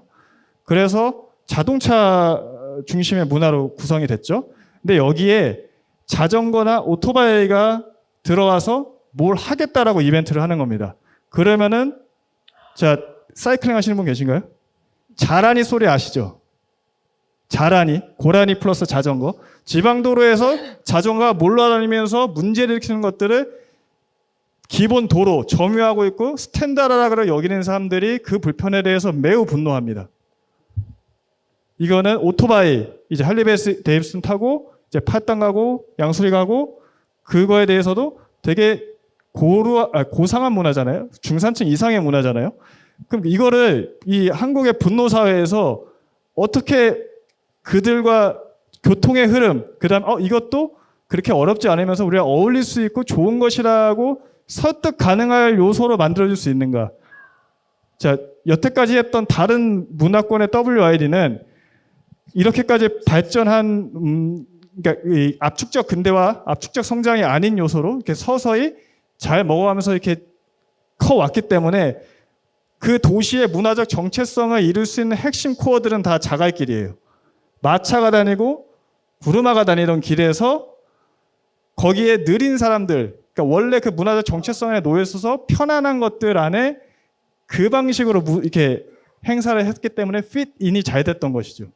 근데 우리 스키마는 무관심하고 적대시하고 이상하게 보고 쟤네 뭐야라고 하는 기본적인 낯섦과 경계심과 안 좋음이 깔려있는 문화에서 하기 때문에 정말 세심하고 시민사회 그다음에 문화적 감수성에 대해서 매우 예민하고 외부의 의견들을 많이 경청하지 않으면 되게 우리는 잘할 수 있어요. 외국 손님들도 좋아할 수 있어요. 근데 결국에 더 가뜩이나 종교에 대한 대사회적 이미지는 계속 추락하고 있거든요. 청년들 사이에서는 특히 더 그렇고. 그럼 그냥 그들만의 그냥 좀 그래 뭐 저런 애들이 하는 거지라고 끝날 가능성이 높지 않을까라는 그런 부분으로 스키마에 대한 어떤 비율에 대해서는 이렇게 그냥 백그라운드로 이해를 하시는 게 좋지 않을까 싶습니다. 예. 네, WID를 좀 더 현실적으로 이해하고 다가갈 수 있게 도와주신 것 같습니다. 비오신 분께서 보충하실 의견, 여기는 아니라고 하셨고요. 네, 죄송합니다. 네, 최영균 신부님께서 결론에서 이런 부분 좀 이야기를 더 해주셨는데 질문에 이런 것이 있습니다. 청년 세대의 공동체성 약화는 속할 곳을 찾기 어려워서일까요? 아니면 집단 그 자체에 대한 거부감일까요? 라는 질문을 주셨습니다. 응답 부탁드립니다. 네, 짧게 말씀을 드리겠습니다. 과거에는 먹는 것부터 시작해서 입는 것, 또 어디 다니는 것, 어떤 신념을 믿는 것 이런 것들이 뭐 부모라든지 뭐 사회의 다른 어른이라든지 선배, 후배, 또래 집단을 통해서 이렇게 어떤 하나의 사회적 압력에 의해서 이렇게 수행이 됐죠. 뭐 교회를 다니는 것도 마찬가지고. 그렇지만 지금은 어떤 가치라는 것, 그러니까 어떤 가치라는 것이 굉장히 이제 주관에 의해서 만들어지는 것이고 모든 것은 자기 어떤 관점에 의해서 이렇게 수행이 되는 거죠. 인간의 어떤 삶이라는 것이. 그래서 아까 저희가 말씀드린 것처럼 개인주의라는 것은 바로 그거거든요. 관점주의. 예, 그 다음에 주관적 가치주의가 각인되어 있는 것이 바로 개인주의거든요. 그런 점에 있어서 이 개인주의라는 것이 꼭 공동체성의 약화를 이야기하기보다는 그러니까 소위 말해서 이제 종교라는 것도 하나의 그 시장 이론으로 설명이 되거든요, 요새는. 그러니까 시장의 그 큰 축의 이제 생산자하고 소비자인데 결국 소비자의 선택을 받는 것은 매력이 있어야 되는 거예요. 생산되는 그 제품 자체가. 그런 점에 있어서 어떻게 보면은 정말 이 제품이 매력적이면은 소비자들의 그 제품에 대해서 이 충성도는 당연히 높아질 수밖에 없습니다. 그래서 여러분 예를 들어서 뭐 아이폰 같은 경우에도 우리가 뭐 흔히 볼 수 있고 아이폰, 테슬라, 뭐 아까 신부님이 얘기한 뭐 할리 데이비슨 뭐 이런 브랜드들이 어떻게 보면은 이 고유한 어떤 지속적인 그런 충성파들이 많이 있거든요. 이 충성파가 있다는 건 뭐예요? 바로 그 브랜드를 놓고 연대하는 어떤 그런 구성원들이 굉장히 그 결속력도 있고 많다는 거예요. 그런 점에 있어서 WID는 어떻게 보면 이 교회가 가지고 있는 사람들에게 어떤 그 매력을 어필할 수 있는 그런 기회가 된다. 그래서 교황님께서 선교에 대한 이야기를 하시면서 결국 이제 미션 오브 어트랙션이라는 말을 쓰시거든요. 예, 결국 뭐에게 매력의 어떤 그런 그 선교라는 거죠. 그런 차원에서 WID는 청년 세대들에게 정말 이 교회가 가지고 있는 어떤 신앙의 매력을 줄 수 있는 기회가 될 것이고 매력이 있다면 충분히 그들은 충성파가 될 수 있다라는 그런 믿음을 우리가 그런 사실을 우리가 또 분명히 알 수가 있겠죠. 그런 차원에서 우리가 매력을 생산하는 차원에서 이 총력전을 한국교회가 펼쳐야 되지 않을까 하는 생각을 하면서 끝을 맺겠습니다. 네, 감사합니다. 오늘 질문들 굉장히 많이 올려주셨는데요. 이 부분들은 각각 학구적으로 또한 사목적으로 각 연구소와 센터가 이후에 계속 팔로우업해서 나누도록 하는 기회를 마련해 보도록 하겠습니다. 마지막으로 한 분씩 발제자분도 한 30초 정도씩 마침 어떠셨는지 소회만 이야기를 듣고 끝을 내도록 하겠습니다. 네.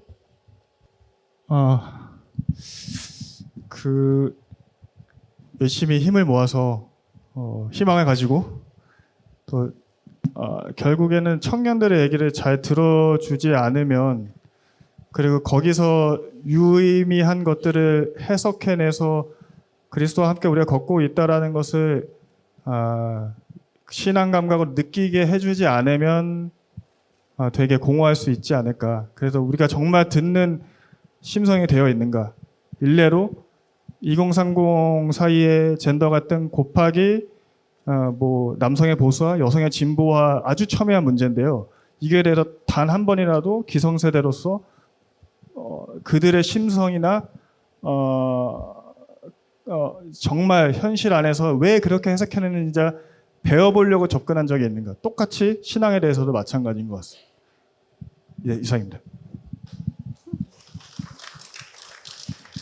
청년 세대 탈종교화를 얘기를 하는데, 글로벌리 비교해 보면 한국 사회 청년 세대의 탈종교화의 속도는 상대적으로 더디다. 이것들을 좀 인지를 하고 이 청년 세대를 이해할 수 있는 교회 내부에서의, 아니면은 그러니까 사실 한국 사회 전반의 청년 세대에 대한 어떤 이해 폭을 확장시키는 다양한 프로그램을 개발할 필요가 있다. 그렇게 생각합니다. 네.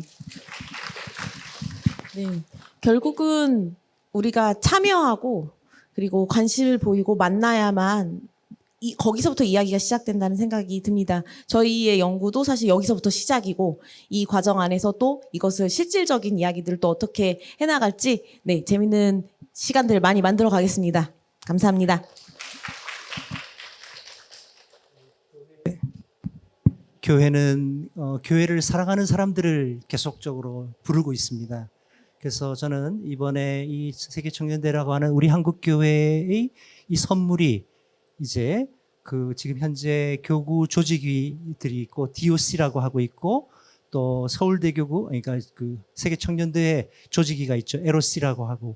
그래서 거기에서 하고 있는 것에 우리가 잘 귀를 기울이고 협력하고 해서 교회의 빈자리를 만들어내는, 우리가 충실한 어떤 교회의 어떤 사람으로서 이 일들을 함께 하는 어떤 이 시간들이 오늘 되었으면 좋겠고, 또 많은 신자들이 또 귀를 기울여 준 것에 대해서 또 우리 주교님께서도 계시고 끝까지 지켜주셔서 너무 감사드리고, 또 아주 많은 또 질문들에 대해서도 굉장히 아주 이러한 우리 신자들이 준비가 더 잘 되었다는 생각을 이렇게 하게 되고, 하여튼 감사드립니다.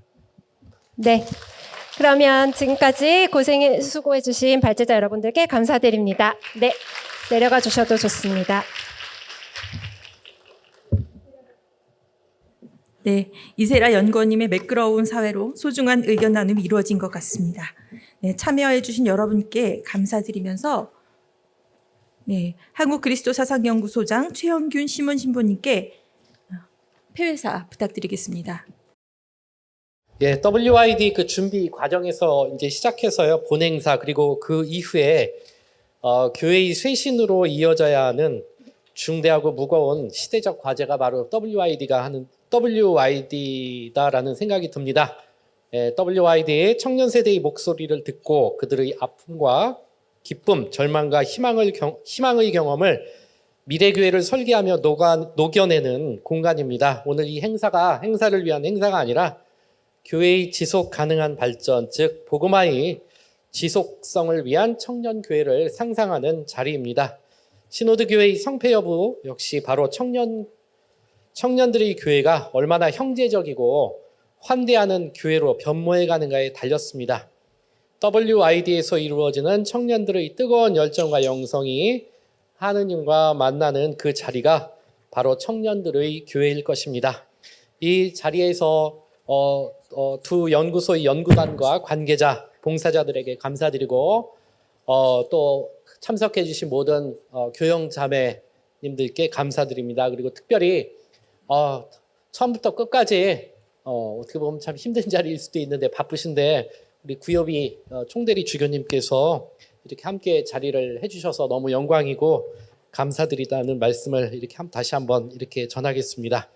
아무튼 미래 청년교회를 모색하는 이 귀한 시간 함께하신 모든 분들께 감사드리면서 마침 기도는 우리 혹시 구여비 주교님께 이렇게 강복을 청할 수 있을까 싶어서 이렇게 감히 청해 봅니다. 예, 주교님께서 좀 강복해 주십시오.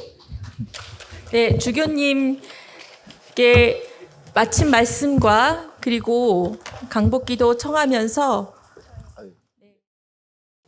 저는 오늘 사실 그냥 축사만 하고 조금 있다가 저기 집무실로 돌아가서 좀 쉬면서 다른 일을 준비하려고 그랬는데 그냥 그 여기 여러분들 그 분위기와 또 이 주제의 이 중량감 이것 때문에 제가 차마 자리를 못 두고 그냥 이렇게 끝까지 이렇게 했습니다. 근데 정말 굉장히 그 연구소에서 정말 우리 서울대교구가 준비하고 있는 WID 뭐 서울대교구만이 아니고 우리 한국교회가 준비하는 이 WID가 어떻게 잘 이렇게 준비해야 될지 그런 여러분들의 깊은 그 기대와 또 바람 이런 것을 오늘 이렇게 들을 수 있어서 저에게 정말 커다란 이제 정말 은총의 시간이 된 것 같습니다. 네. 여러분들이 진심으로 감사드리고 또 오늘 우리 이 자리에도 또 우리 서울 그 지역 조직위원회 또 사무국장 또 이전 신부님을 비롯해서 우리 좀 제일 핵심 관계자 우리 신부님들, 위원들 또 평신도 우리 청년 대표분들도 이렇게 함께 하고 그랬으니까 오늘 여러분들이 이렇게 다룬 이 깊은 내용들을 똑같이 공유하고 우리 공유를 하고 또 저도 이 내용을 우리 교구 조직위원회 관계자분들에게 이렇게 잘 전달을 하겠습니다. 그리고 또 정말 앞으로 여러분들이 두 연구소가 이렇게 서로 정말 계속 2027년도 8월 그 세계 청년대가 마무리될 때까지 계속 우리를 이렇게 빛을 비춰주고 이렇게 좀 안내를 해주고 그 다음에 특별히 아까 말씀드린 것처럼 여러분들이 그 포스트 WID 후에 우리 한국 교회의 청년들과 또 우리 한국 사회의 청년들에게 그런 희망을 이렇게 희망이 계속 지속될 수 있도록 여러분들께서 계속 이렇게 힘써 주시기를 청합니다. 네, 진심으로 감사드리면서 우리 강복 드리도록 하겠습니다. 네, 주님께서 여러분과 함께 전능하신 천주 성부와 성자와 성령께서는 여기 모인 우리 모두에게 강복하시고 길이 머물러 주소서. 아멘. 성부와 성자와 성령으로 아멘. 네, 감사드립니다. 네, 감사드립니다. 네, 주교님 감사합니다. 그리고 여기 참석해 주신 여러분들 모두께 큰 감사드리면서 성공적인 WID의 여정 함께 해 주실 여러분들께 다시 한번 감사의 말씀드립니다. 예, 여러분 모두 감사드립니다. 안녕히 돌아가십시오.